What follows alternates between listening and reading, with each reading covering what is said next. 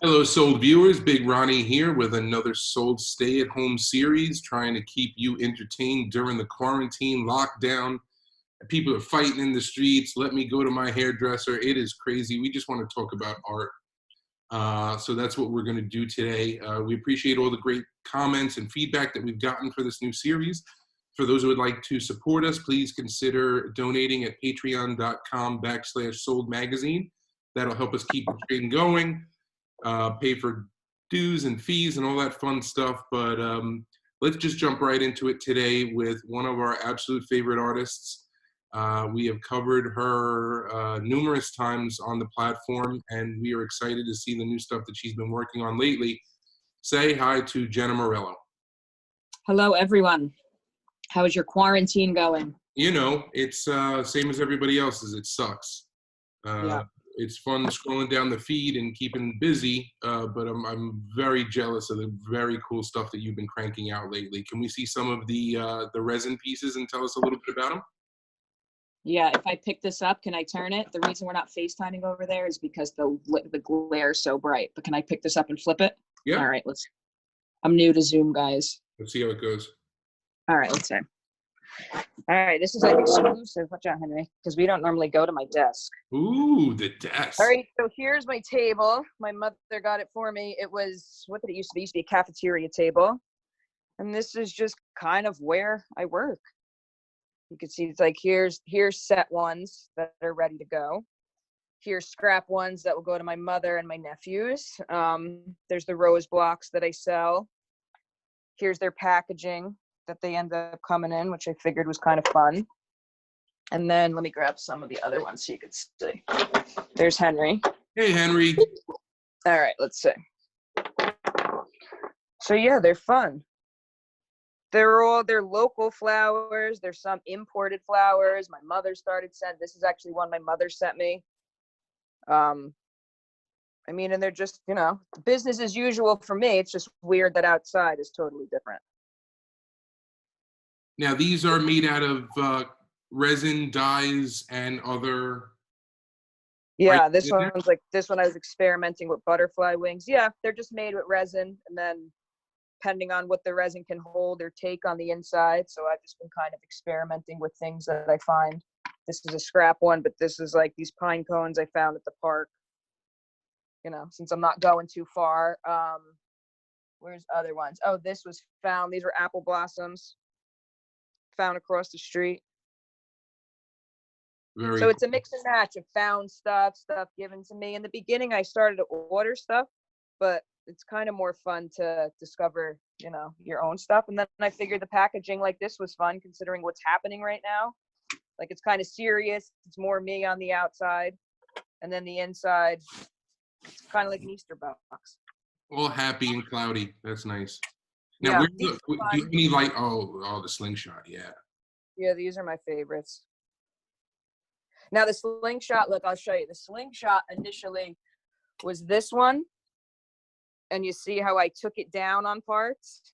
So you could actually see when you resined it, like you could see through. And then look at this. I put my crown in the bottom of it, like dug it out. So once I cast it, you can see. But these things these things are like a bullet. These things are solid. How about the lighters? Do you have any of those handy? I do.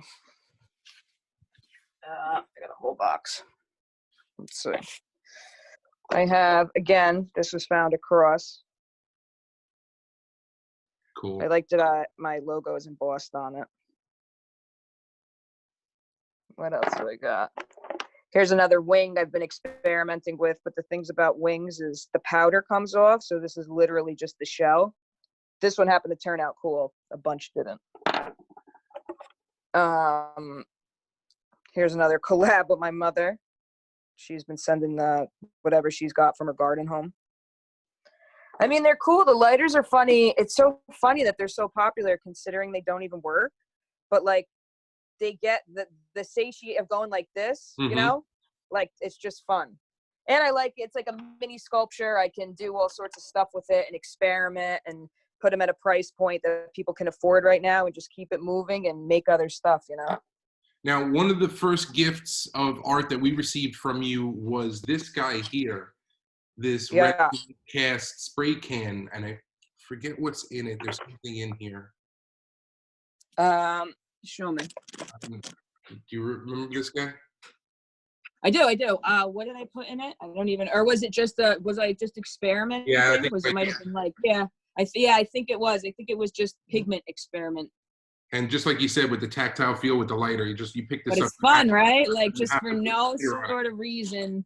I like that they become kind of interactive sculptures, you know, because, and the amount of times that I go to reach for a lighter and I grab one of these and I'm like, you know what I mean? It's not the one. So where did that idea come from with the resin? Which one? The lighters? All of it. Where did it start? You know what it is? Like the piece that you had is a little bit resin. The way resin works is it heats up really fast. Depending on if it's a slow or a fast resin. So it heats up really fast and it'll do like a lot of wear and tear to your molds. With this going on, I was really trying to be conservative with supplies because Amazon's a headache right now and I can't go to the art store. And it's also, I guess, from a life of collecting small things that fit in my pocket. So when I, like saying I was going to cast something like the, what the hell did you just show me? The spray can. So say I'm going to cast something like the spray can. I don't necessarily know how much silicone it's going to take. So I'll always have something small on the side or a couple small things that if I have an overspill of it or an overflow, it can go to that because the shit's expensive. So a lot of it, like the lighter, that one was just something I poured something, I had extra silicone and I just ended up grabbing the closest thing to me that was small that I could cast. And then, you know, and then it's just kind of fun to see how it holds certain things. And then I like that it became like an actual mini sculpture. What So, I love about listening to you talk about your work and how you put it together, it's never the same thing twice. You have no, so many mediums. How is it that you can't be forced into one thing? I just think for my own sanity, like I just can't make the same. I just have a hard time making things over and over again. And then I like to learn new things. And then there's the art side of me, but then there's the science side of me. So I like to fuse the two things. And a lot of this is a lot of math, a lot of science. You know, you learn how resin works, how it doesn't work, all sorts of things you can do with it. So I like learning the rules and then kind of bending the rules and mixing mediums, just honestly to keep myself entertained. And then it puts me in a weird place because a lot of artists, right, they have to have their signature thing over and over again. But I have such a hard time with that I think at this point, the randomness of what I do kind of ties in together because eventually I'll come back around, right? And then maybe throw roses in the lighter, like just to attempt to tie it in together. But there usually really isn't a rhyme or a reason until I look back. And then I'm like, oh, I can incorporate this into everything. But you're downplaying it. Your blowtorches and power tools and drills, and you use everything for your work. Oh, I made a cool thing. What can I say? Hold on. Look, I found it walking the dogs the other day, and I have one, but I didn't want to cut it up. Come on, this one's cool. So I got a plasma cutter because around here you find a lot of stuff on recycling day. So I made this whole bird cage out of it. But yeah, it kind of just comes out of boredom. I mean, not boredom, just trying to, again, keep myself busy. This is my day-to-day. What everybody's going through right now, because I work out of my house, like, it's just convenient and it is my day-to-day, but you definitely have to keep yourself entertained as people are learning in this quarantine. Like, I have to do it for me first, and then I can release it. And the good thing about these pieces was there was a price point that I figured people could afford right now. And because I donated and bought a bunch of supplies with that, it kind of, you know, I felt like it was paying it forward and the karma on it was good too. So I kind of hit two birds with one stone on that. Now, we've heard from artists as part of the series that, oh, this really doesn't affect me as much as it would some other people. I'm always home working anyway. I have to be in the house. But you're also a little bit of a jerk. You're an anarchist. You don't want to stay home if you're being told to. Is that bothering you, this part of it, at least? What's bothering me the most is my family. Like I have two young nephews, you know, I have sisters. Like, we're losing control of the ship over here already because like they are over it. My older sister's over it. My mother's over it. Like, So I'm trying to keep everybody together because even after this is done, they don't have a vaccine. So even after lockdown, the thing is like, okay, then what? But no, I mean, the staying home thing, I really am. I mean, by nature, artists are social distancers. Like if I have to go to the store, I have to go do something, but my life is very much run by a schedule unless I'm traveling and painting. That is, I mean, I don't want to say I work 24/7, but I work throughout my entire day. I will get up, say I'll pull whatever casted from the night before, prep some stuff. I'll go walk the dogs. I'll come back. If I have commissions or projects, I'll do that.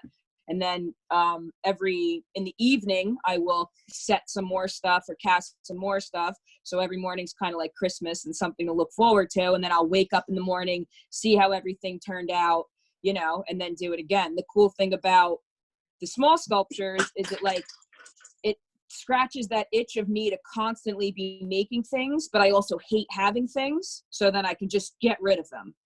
And even in a lot of these are sold, obviously I have a lot of outtakes and ones that I don't find perfect. I can throw those in the box, just to keep it moving and keep the stuff out of here. But it's business as usual. But the family thing, the not being able to see everybody, especially because my family's so close, that's tough. Now, you have one of the nicer websites out there we've seen for street adjacent artists and people working. Really? For sure. It's clean, it's simple, it's quick. You can get to the products that you're looking for. It's very nice. Are you attracting more, or let me ask the question differently. How are you attracting customers now? I don't know. I mean, you always did, just wait for them type of situation because your art stands on itself? Kinda. It's not so much that I wait for them. I just think I'm secure enough in the fact that if I just keep building blocks and what's the saying about a wall, one brick at a time. I can't focus on the whole thing. And if I'm confident in what I'm doing and I just kind of keep pushing forward, I believe that's whether it's this year or next year or in 5 years, the people that are supposed to be drawn to my work will be, because I kind of have the promotion's awesome, but I like the organic part. I think people underlook hashtags on Instagram because I think that brings in, because I work in so many mediums. So if I hashtag metal art as opposed to street art, I will get the traffic from metal workers or woodworkers or stuff like that. So I lightly, try to garner some, people, but I don't know. I am pretty okay with working and the people coming along naturally. Now, because artists never retire, I've been trying to do some research on when an artist makes their most money, and unfortunately, on the average, it's after they're dead.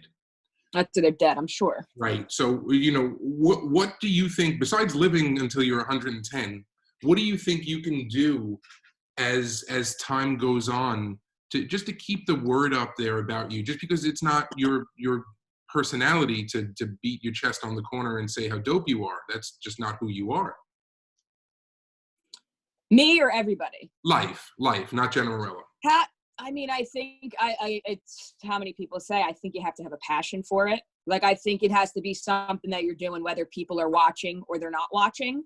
And then eventually maybe you'll get into the groove of realizing, oh, this works, that works, this, this garners me some more attention. But I really think it just has to be what drives you. And you have to do it for yourself. Most of these pieces, I don't ever go into a piece unless it's a commission and generally a friend, because I rarely do those. I don't ever go into a piece trying to please other people, because that's what I've noticed will fail.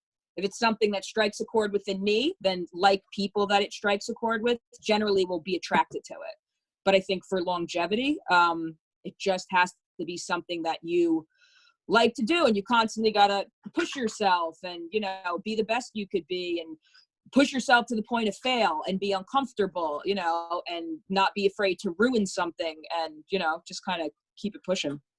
Now, what I like about your work, Jenna, is you work on tiny little things that go in tiny little pretty little boxes. And giant things. Yeah, and then you'll paint a giant cello on a wall for a school. I know. Or 5,000 giant butterflies. I know. And it puts it like, in hindsight, it like really puts a shock to your system. I think I do it for that reason. I think I'm so comfortable in one thing, and then I will purposely go to a completely separate set of tools just because I don't want to get too comfortable in one thing. But it definitely trains your brain in an interesting way. Like right now, my main tools are dentist tools and tweezers and all sorts of little things. So it makes you hyper aware of every detail, right? Like it makes you hyper aware of how perfect the petals are on the flowers or the things on the inside or how fragile an insect's wings are, as opposed to, me throwing 9 gallons of paint with a paint sprayer over 80 feet. But again, I really think that's just my internal, just trying to get, just keep it level. Now you're from Jersey originally, grew up in Brooklyn-ish, live here now. I'm going to call you a city girl. You may not like it, but there it is. No, that's fair. Now, how do you feel about, when all the people go away, nature comes back and takes over? You see these videos about animals walking. I do that. I mean, that's my favorite part about this whole thing. I think that part makes me feel like I can breathe a little bit better. Like obviously the loss of life and all these other things are absolutely terrible. But the fact that, I mean, even my friends, even me, when I walk down by the water, there's all sorts of birds and stuff that I haven't seen in the entire time that I've lived here. My friend Cobre from Argentina told me he saw all sorts of parrots that he hasn't seen. Emilio down in Miami sees dolphins now on a daily basis, manatees and manta rays that he normally wouldn't see. So even in my personal life, but the fact that the ozone's fixing, I mean, you hope that when everything goes back to normal, they don't completely ruin it, but I don't know how much you trust the human race. It's a positive thing for right now with everything else. Do you miss painting outside, or are you very happy right now, despite? No, of course I miss painting outside. And I would go paint outside because a couple of my walls, are closed. I just don't want to be hassled. I don't want the cops to hassle me. I just don't really feel like dealing with that right now. If this drags on, for my own sanity, I will probably go, locally around here, cover up some other stuff and repaint it. But I miss traveling. It's so crazy that the world changed like that, right? So like the idea of getting on a plane, the airport, the whole thing right now just seems like so much. But I am lucky that I have other mediums I can work with, as opposed to some of my friends who are strictly aerosol and spray paint and are kind of struggling right now with, what to do to keep themselves busy. Now from our conversations in the past, I don't think they were recorded on this one, but a lot of your packaging and your marketing awareness and things like that comes from your dad. Yeah, Tony. Yeah, my father is he's a graphic artist. So my whole life growing up, like the way the pictures were hung, the way the packaging was done, like that was his thing. Even now, he'll see something and give me a suggestion. I think that's funny you said about my website. I think that's probably the reason that my website looks the way it does, because I was trained to think in here's Derek. I was trained to think in like measures of it being timeless, right? Of what's not hot right. It might not be hot right now, but my website, it's simple. It appeals, to various things. It doesn't require a lot of flashing lights and all that other stuff. It gets to the point. It's classy, and it can be timeless, because I'm always in my head like, what is this going to look like? Even with my work, what is this going to look like in 10 years? What is this going to look like in 50 years? So I think that's so ingrained in me that it comes out without me even realizing it. Now, is it a lot of people are saying it's easier with animals because now you can get out and walk around? I mean, personally, I think everything's easier with animals. Like, so many people are worried about living alone. I mean, I don't think I live alone, right? I got 3 guys here that I have to wake up and feed and do, everything everybody needs and their walks and the whole thing. I think the good thing about it is you're not alone. It keeps you on schedule. But I was raised that way, right? I was always surrounded by animals. So it's great now if you are getting a dog because you want to go for walks. I just hope that when it's done, you're continuing to walk that dog and not just using it as something disposable to leave the house. Right. But I think everything, they get you out of your head. If it would be a whole different ball game if I was here with no dogs and this whole thing was happening. Then you would see me like pacing like a caged animal. But with them, they make everything much easier for me. Plus, they're cool. Yes, they are. Good, and they're good boys. Yeah. Now, what scrolling down your feed, we've seen some you do some collaborations. Emilio, Dirk Cobain, some one-off and limited things like that. Is there a plan? You working with anybody now? Are we going to see any team ups? Paid is my neighbor, so I just ordered a canvas to work with him. It's funny you say that because I want to do more collaborations just because I like to. In the beginning, I did a bunch.